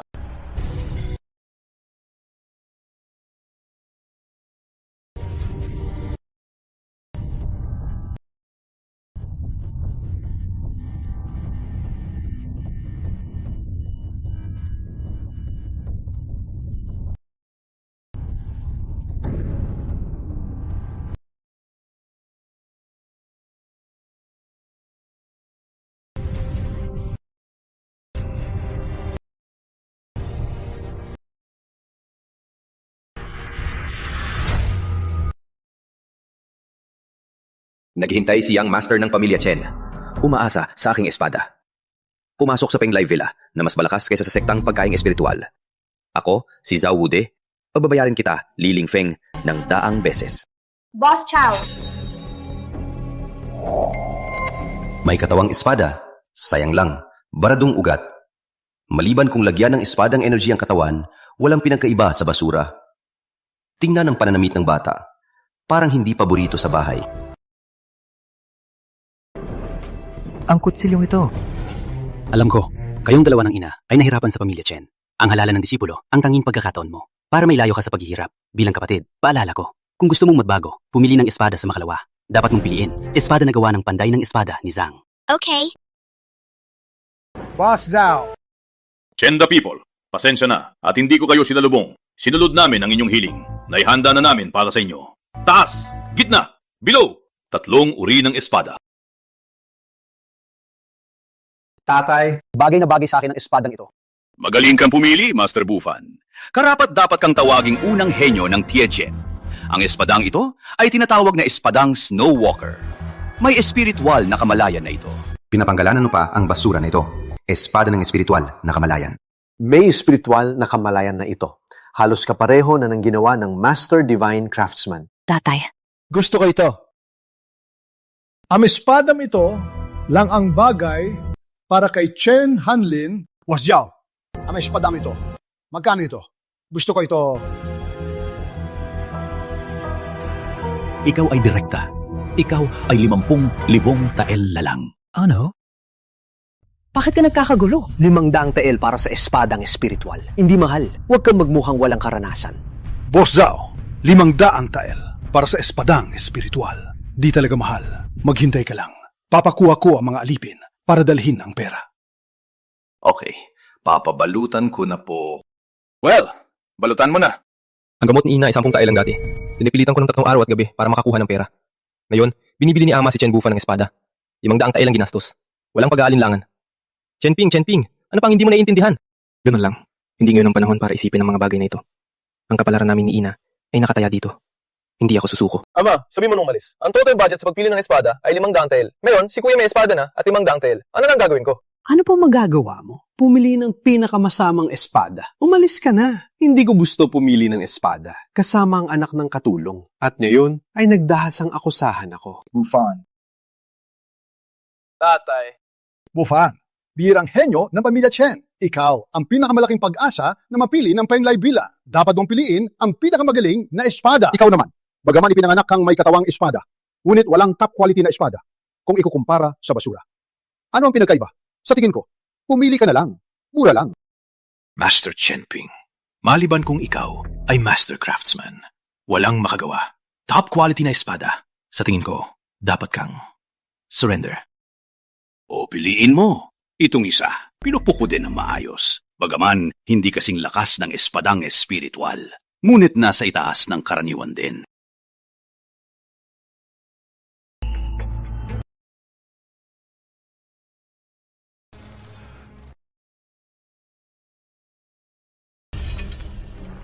Gusto mo bang subukan? Ang pangit, ang panday ng espada sa bayan ng Panday. Paano nila ginawa ang kutsilyo ng pangpatay? Isang mababang kalidad na bagay. Master Bufan, di mo alam. Itong panday ng espada ni Zhang sa bayang ito. Ang pinakamasamang panday ng espada at ang lalaking nasa harap mo. Kayang gumawa lang ng simpleng kasangkapan sa bukid. Sa totoo lang, walang halaga. Sinasabi na ang bayan ng Panday ay ang tahanan ng master craftsman. Ang mga walang ambisyon tulad niya ay hindi nararapat na magpakita sa bayan ng Panday. Chenting, lumayo ka sa panday ng espada na ito. Umuwi at subukan. Ang espada ni Boss Zhao. Kahit na ang kalidad ng espada na yon ay hindi kasing mataas ng nasa kamay ni Bufan. Mas mahusay pa rin ito kaysa sa kutsilyo ng pangpatay sa kamay ng lalaking ito. Oo, Master Chenping. Pagpili ng espada ay isang malaking pangyayari sa buhay. Ang aking espada lang ang nararapat sa iyo. Sauda, sa kakayahan ni Chenping, ang mga espadang ginawa mo ay magiging hadlang lang sa kanya. Sa halip na piliin ang basura mo, mas piliin ko ang aking kutsilyo na papatay. Sinabi ko na, sinasabi mo lahat para lang ibenta ang kutsilyo. Ang espadang aking ginawa, ito at ang kakayahan ni Master Chenping ay nagpapalakas sa isa't isa. Hindi ito hadlang. at ang iyong kutsilyo ng pagpatay. Kung ipakita mo ito, tatawanan ka ng lahat. Ako ang anak ni Chen Hanlin. Hindi ako pipili ng kutsilyo ng pagpatay bilang espada. Chen Ping, umuwi at subukan ng espada ni Boss Zhao. Kung maganda, ako ang magbabayad. Sa aking kakayahan, wala di ako sa mundo, maliban sa aking ina. May naniniwala sa aking kakayahan, Chen Ping. Tatay, gusto kong piliin ang kutsilyo ng pagpatay na ito. Kutsilyo ng pagpatay? Chen Ping, sirain mo ang otak mo. Ang iyong kakayahan ay hindi maganda. Na yon ay nalulugmok ka. Pumili ng kutsilyo ng pagpatay. Walang hiya ka. Gusto mo ba akong pagalitan? Relax, relax, Master Chen Ping. Pagpili ng espada ay malaking bagay sa buhay. Mag-ingat. Napagpasyahan ko na. Pipiliin ko ang kutsilyong ito. Sige. Kung ganon, bayaran mo na lang. Bufan, tayo na! Hey, Master Chen! Eleksyon ng disipulo sa 3 araw. Huwag kang makasalubong sa akin.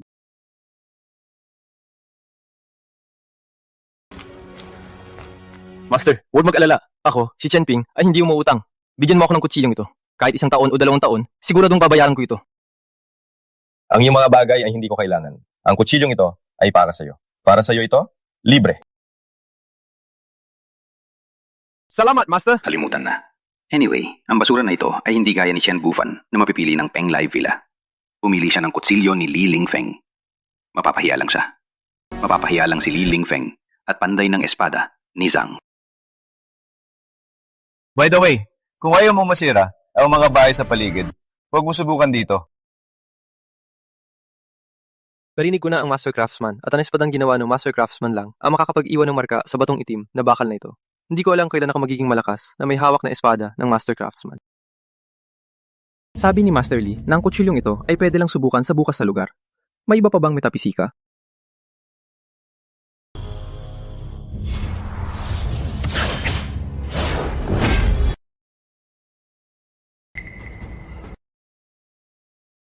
Wala pa rin nangyari. Wala na. Madali rin gamitin ang kutsilyong ito. May espiritu ang lahat. Maaaring totoo ang sinabi ni Master Lee. Sa dilim, pinili rin ako ng kutsilyong ito.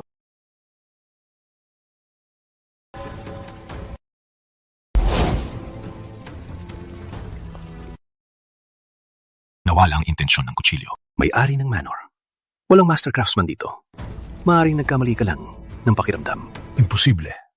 Maraming beses na ako nakipag-ugnayan sa Master Craftsman. Siya ang may intensyon ng kutsilyo. Hindi ako nagkakamali. At saka, ang Chiljen ay ang bayang pinagbula ng Master Craftsman. Normal lang na bumalik siya dito.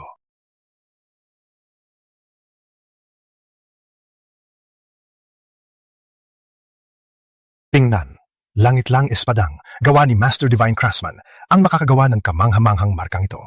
Kahit pang marka ay mababaw pa. Ang may hawak ng espada ay hindi pa sapat.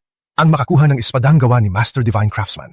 Ang ibig sabihin, siya ay kinilala ni Master Divine Craftsman. Kung makita lang siya, siguradong makita si Master Divine General. Kung ang maswerteng ito ay makasali sa eleksyon ng disipulo sa ganitong paraan. Ang aming Peng Lai Villa hindi lang makakakuha ng magandang binhi, kundi makikita rin si Master Divine Craftsman. Kung si Master Divine Craftsman ay handang gumawa ng espada, ang aming Peng Lai Villa hindi maiiwan ng malayo ng sektang espada ng putian. Maganda ka na kung makita mo si Master Divine Craftsman, anuman ang kondisyon niya. Ang aming Peng Lai Villa ay tutugon kahit na ibuwis ang lahat ng yaman.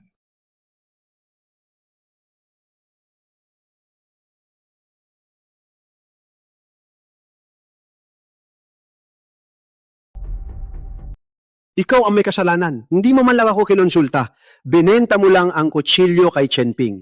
Isang kutsilyo, pangkaraniwan lang yon. Okay na ngayon. Maraming tao dito. Kung ilalabas ni Chen Ping ang kutsilyong yon, ang panday ng espada ni Zhang ay tiyak na mapapahiya.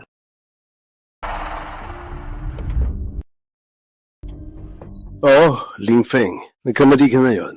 Ngayon ang pinakamainam na pagkakataon para sa panday ng espada ni Zhang. Ang anta si Chen Ping ay karaniwan, hindi ang pinakamainam na pagpipilian. Alam ko ang ginawa ko. Genius ka ba o karaniwan lang? Malalaman mo in a moment. Kahit na ito ay kutsilyo pang karaniwan, mas malakas ito sa lahat ng espada dito. Li Lingfeng! Kapag nagmamayabang ka, hindi ka ba natatakot na mahulog ang dila mo? Panday ng espada dito. Marami silang. Sinasabi mo pa. Ang lahat ng panday ng espada ay hindi kasing husay ng kutsilyo mo. Siguro ay nabaliw ka na. Mayabang na bata! May kutsilyo ka lang, may lakas ka pang sabihin na mas malakas ito sa espada na ginawa ko. Ano ito? Tuwing eleksyon ng disipulo. Merong ganyan. Ang batang walang alam. Sa huli ay mapapahiya lang. Sao Uda, tigil na. Wala ka ng sugat, nakalimutan mo na. Mapapapilay ka ulit. Maniniwala ka man o hindi. Alam mo, ngayon si Chen Bufan ay mapipili ng Penglai Villa. Sa oras na yon, ang panday ng espada ni Zhao ay magiging sikat. Takot ako sa iyo. Isang maliit na panday. Paano magugustuhan ng Penglai Villa ang isang katulad ni Chen Bufan? Kung pipiliin man, dapat si Chen Ping. Liling Feng, alam mo bang sinasabi mo? Alam ng lahat sa bayan. Bagamang si Chen Ping ay may katawang espada. Ngunit barado ang kanyang meridian. Kailangan niya ng enerhiya ng top-grade sword. Kung hindi, siya ay basura. Halos mapili siya ng Penglai Villa. Liling Feng, ako si Zhao Wude ay luluhod sa iyo ngayon. Deal. Pare-pareho silang karaniwang talento. Hindi ko alam kung sino ang pipiliin ng Master Craftsman bilang kanyang disipulo. Abangan natin. Naalala ko lumabas ka. Kahapon na nagbabalat kayo. Sa mga kandidato, kung may mga magaling na talento. Ang pinakatalento ay si Chen Bufan. Sinasabing mabilis siyang matuto ng espada. Sa tingin ko, siya ang pinakamalaking pag-asa na pipiliin ng Master Craftsman. Ang katabi ni Chen Bufan, sa tingin ko ay matatag ang tingin at may mabuting ugali. Ang taong ito ay komplikado. Isa siyang bihirang natural sword body. Nakakalungkot lang. Ang top-grade sword, kung hindi niya ma-recognize ang master, gamit ang dugo nito. Ang top-grade sword, ang top-grade sword, ang top-grade sword ay magiging basura. Walang pinagkaiba. Nakakalungkot. Top-grade sword. Master Craftsman lang ang makakapanday. Ang bata na ito ay baka hindi makuha ang pagkakataong ito. Wala na. Walang kinalaman sa akin ang mga ito. Ipahayayag mo ang mga patakaran ng laro.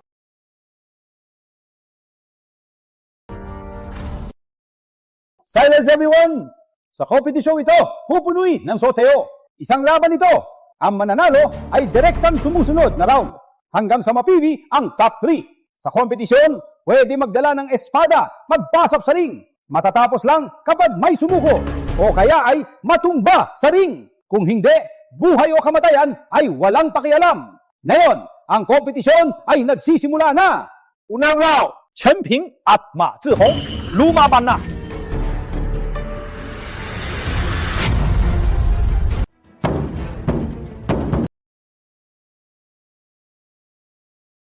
Ang talento ni Ma Zhihong, bagamat hindi kasing husay ni Chen Bufan, ngunit siya ay kilalang henyo sa ating bayan.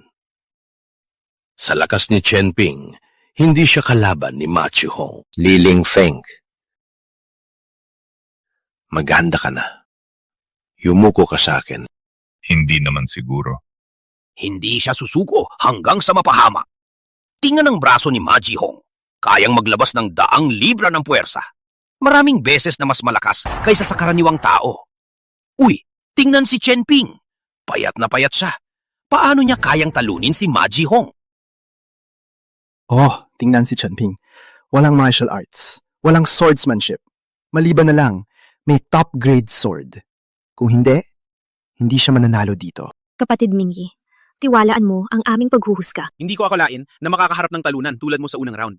Sa pakikipaglaban sa'yo, ayaw ko pang gamitin ang espada.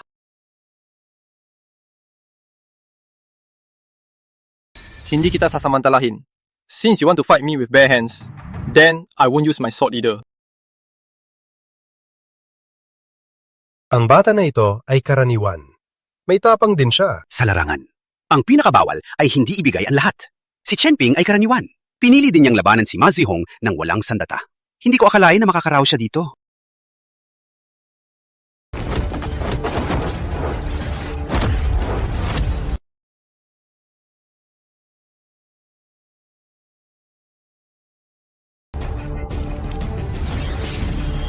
Ang kutsilyong ito! Magaling! Magaling na laban! Ang galing nito! Wait, hindi ako nagkakamali. Sa pulong ng disipulo ng Penglai Villa, paano nangyari? Isang kutsilyo ng pagpatay, isang bagay na hindi nararapat ipakita. Si Chen Ping, isang basura na napili sa milyon. Sa sitwasyong ito, dinala niya pa ang kutsilyo ng pagpatay. Ang yaman ng pamilya ni Chen Hanlin. Huwag lang piliin ang isang espadang maikli, kahit isang simpleng espadang bakal. Mas malakas pa ito kaysa sa kutsilyo ng pagpatay. Pinahiya mo ako. Nung ikaw ay ipinanganak, dapat ay pinatay na kita. Master Chen, huwag mag-alala. Ang bagay na ito ay alam ko ng mabuti. Ganap, huwag sisihin si Master Chen. Noong panahong yon, dinala ni Master Chen ang dalawang yung master sa aking tindahan at pinili ko rin ang isang magandang espadang bakal para kay Chen Ping. Ngunit sa daan, nagkita kami ng panday, si Li Lingfeng. Naloko niya ako, kaya binili ko ang kutsilyong ito. Alam ko siya. Bagong disipulo ng panday ng espada ni Zhang. Isang mahirap na panday na gumagawa lamang ng kagamitan sa bukid. Isang mahirap na panday. Paano siya magpakita ng galing sa harap ni Zhao Wude? Hindi ba niya mapapahamak ang iba? Kaya pala ang panday ng espada ni Zhang ay lalong lumalag. Kaya nga sabi, magkakaugnay ang mga magkakatulad. Isang basura ay pinili ang isa pang basura. Para silang itinadhana para sa isa't isa. Tapos na ba kayo? Walang kailangang patunayan. Tingnan ang resulta. Umalis ka dito! Ang aking muka! Pinahiya mo ako! Hindi, Chen Ping. Huwag kang susuko. Isipin mo na lang si Ina. Isipin mo na lang ang sarili mo. Basura ka lang. Gusto mong labanan ako? Kung ganoon, lalaroan kita ngayon. Susuko ka ba o hindi? Hindi. Bobong-bobo ka. Hindi ka pa rin sumusuko sa sitwasyong ito.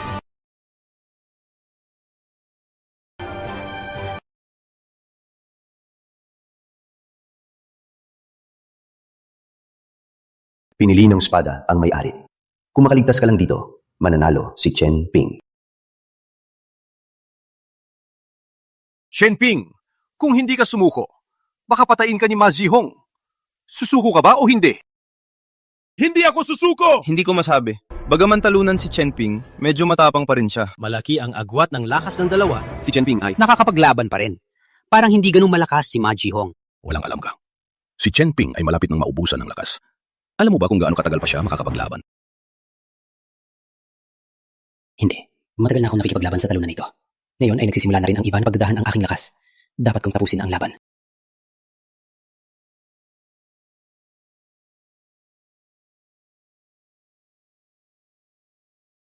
Napapahawak ako ng espada. May kaunting galing ka. Ngunit dito na ang wakas. Karangalan mo na mamatay sa aking espada. Narinig ko ang espada ni Ma Zhihong ay gawa ng isang master. Tingnan ang disenyo nito.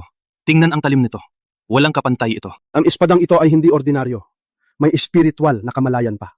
Kung hindi susuko si Chen Ping, kahit kuha niya ang kutsilyo ng pagpatay, dudugo siya sa harap mismo. Li Lingfeng, si Chen Ping ay talo na. Agad kang lumuhod. Huwag magmadali. Nagsisimula pa lang laro. Sa tingin ni Chen Ping, ang kanyang kutsilyo ng pagpatay ay hindi mapapantay sa espada ni Ma Zhihong. Tama? Walang alam. Sa tingin mo ba ang iyong kutsilyo ay makatiis sa aking suntok? Matatayo ka pa ba sa sitwasyong ito? Anong nangyayari? Nang hawakan ko ang kutsilyo, parang gumanik ang aking lakas. Hindi ko naramdaman ang sakit. Ang material ng kutsilyo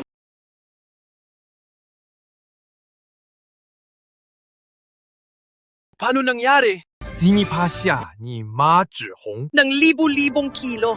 Paano siya nakatayo? Patay ka! Galing kilo!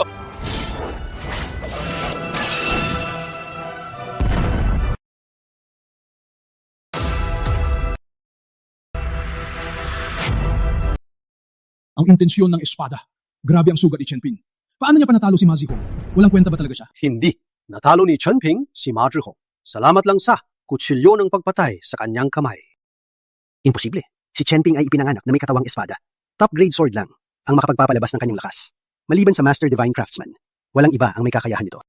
Oh, maliban sa Master Divine Craftsman, walang iba ang may kakayahan nito. Paano maging Master Divine Craftsman si Li Lingfeng? Natalo ni Chen Ping si Ma Zhihong. Swerte lang talaga siya. Hey! 司马子红也要 take 呢？ Magaling din si Ma Zihong sa espada. Subalit, minimum lang sa Penglai Villa. Delikado na ngayon, si Chen Ping. Hindi ako sang-ayon. Huwag kalimutan. Si Chen Ping ay ipinanganak na may katawang espada. Basta may top-grade sword. Ang lakas niya ay lumaki ng libo-libo. Si Ma Zihong, sa tingin ko ay hindi sapat ang lakas niya. May-ari, huwag maapektuhan. Sa sinasabi ng iba, ang kutsilyo ay pangit. Hindi ito top-grade. Tama ba? Kitain mo mismo.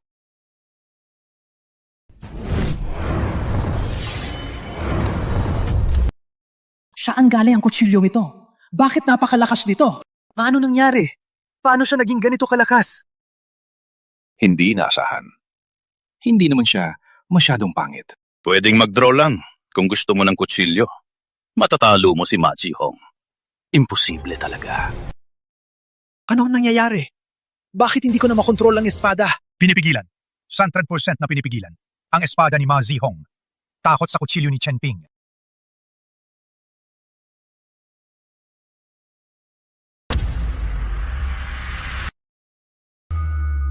Dahil natumba si Ma Zihong at nawalan ng kakayahang gumalaw, idineklara ko.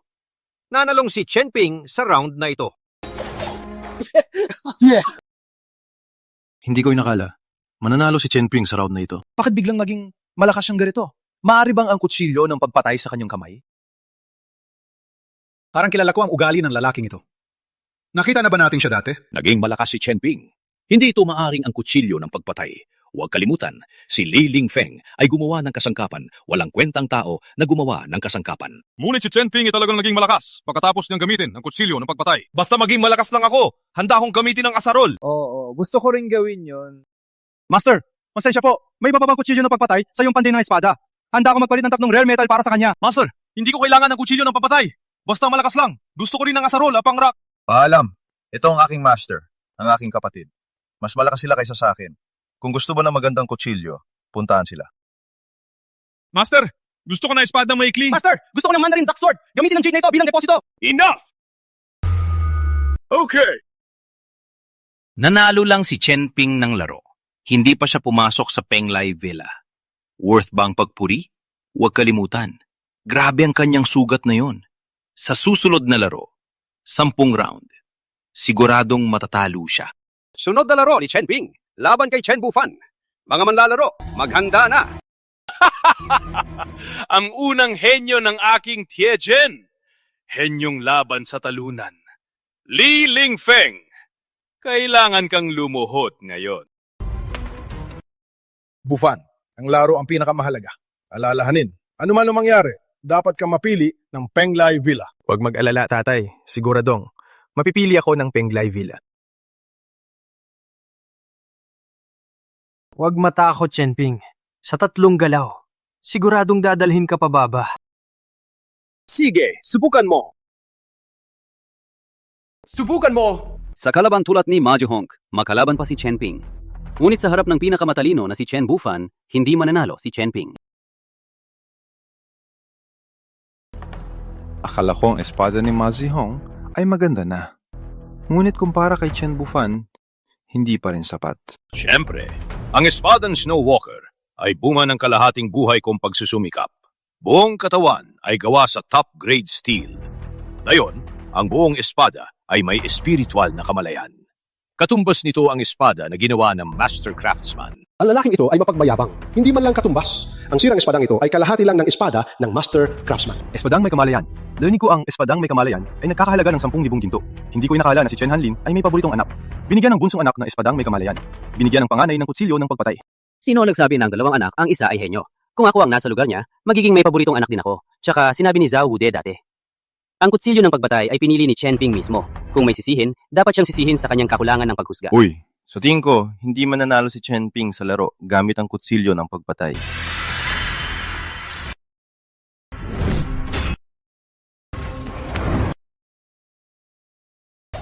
Chen Ping, sumuko ka na lang. O ipapahulog kita sa entablado. Mapapahiya lang ang pamilya Chen. Mula pagkabata hanggang ngayon. Ano man ang gusto mo, pinapayag ko na lang. Sa pagpili ng disipulo, gusto mong sumuko ako? Impossible.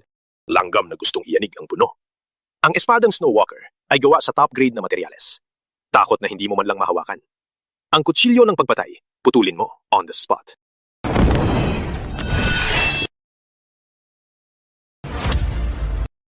Ito? Paano nangyari ito? Top grade steel. Ang kutsilyo ng pagpatay ni Chen Ping gawa sa top grade steel. Ano? Top grade steel. Ano? Ang kutsilyong yan, gawa sa top grade steel. Paano nangyari yan? May-ari, nagkamali ka ba ng tingin? Imposible. Hindi ako nagkakamali. Ang top grade steel lang ang may intent ng kutsilyo kanina. Ngunit ginamit ang top grade steel para gawing kutsilyo. Hindi na ito masasabing sayang lang. Isa itong malaking pag-aaksaya ng likas na yaman. Paano kung ang top grade steel ay walang halaga sa isang tao? Ibig mong sabihin, Master Divine Craftsman? Ano? Ang kutsilyo ni Chen Ping ay gawa ng Master Divine Craftsman. Ngunit ang kutsilyong ito, hindi ba ito gawa ni Li Lingfeng? Baka naman, si Li Lingfeng ang Master Divine Craftsman. Huwag kayong maloko! 20s lang siya. Paano siya Master Divine Craftsman? Masasabi ko lang, swerte lang siya. Nakita lang niya ang kutsilyo. Pinraktis niya lang. Nagsisinungaling lang siya. Oh, kung si Li Lingfeng ay Master Divine Craftsman, panday ng espada ni Jiang. Paano maging ganun? Sa tingin ko, isa lang itong palabas. Master. Magpakilala kay Master Divine Craftsman. Imposible! Hindi siya Master Divine Craftsman. Hindi ako naniniwala. Chen Ping. Ipakita sa kanila ang Black Iron Stone.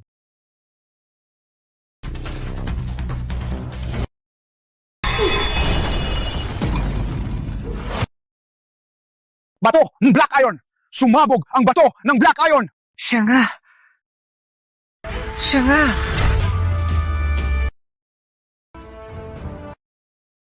Master Yi, pwede na ba nating i-announce ang resulta ng kompetisyon? Ang Penglai Villa ay nagpapahalaga sa kakayahan at pati na rin sa pagkatao. Ang laban nina Chen Bufan at Chen Ping. Panalo si Chen Ping. Bukod pa rito, dahil ipinakita ni Chen Ping ang kanyang kahangahangang potensyal. Ang aming Penglai Villa ay nagpasya na tanggapin si Chen Ping ng espesyal. Para sa iba, maglaro ulit tayo sa ibang araw. Ano? Imposible yan. Ano? Master. Ang ganitong resulta, dapat ay nasisiyahan ang Master Craftsman. Zhao Wude. Tanggapin ang pagkatalo. Halika dito. Yumuko. Sasabihin mong yumuko. Yumuko ako? Bakit? Zhao Wude. Kayong dalawa ang nagsabi. Kayong dalawa ang nagpusta. Panalo si Chen Ping, natalo kayo. Hindi nyo kayang tustusan ng pusta. Lalaki ba kayo? Oh, Zhao Wude.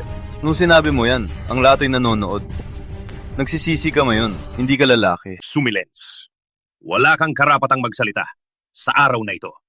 Sino ang may karapatang ipayuko ako? Hindi nila kayang ipayuko ka. Pwede ba akong ipayuko ka? Punong Zeng! Punong Zeng! Dumating ka rin! Alam mo ba? Tapos ka na! Siya si Punong Zeng ng sektang Espada ng Putian! Punong Zeng, pinagpanggap nilang si Master Divine Craftsman. Siya ang tao. Chuhuye, ganito ba ang estilo ng sektang Espada ng Putian? Ikaw!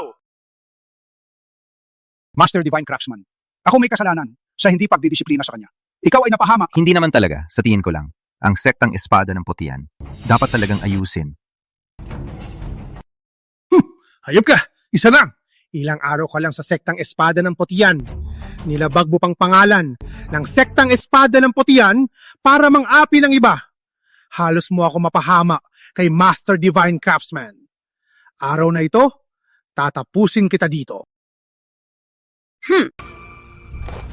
Master Divine Craftsman. Bago ako dumating, napatay ko na ang pamilya ni Zhao Wude. Mula ngayon, walang pamilya Zhao sa Jianghu. Master Divine Craftsman. Handa akong sumunod sa iyo. Hey, Zheng Hongye! Anong ibig mong sabihin?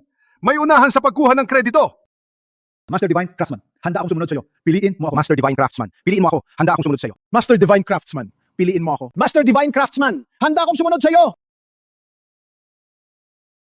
Aalis na ba kayo ngayon? Manatili na lang kayo. Kain tayo kasama ang lahat. Bilisan natin. Kailangan pa natin bumalik para dumalo sa komperensya ng Panday ng Espada. Balik kayo pag may time. Ang kwarto nyo, ihanda ko pa rin. Palaging kayo welcome dito. Master Shen, salamat sa pag-alaga sa amin. Matapos ang kumperensya ng Panday ng Espada, babalik ako para bisitahin kayo.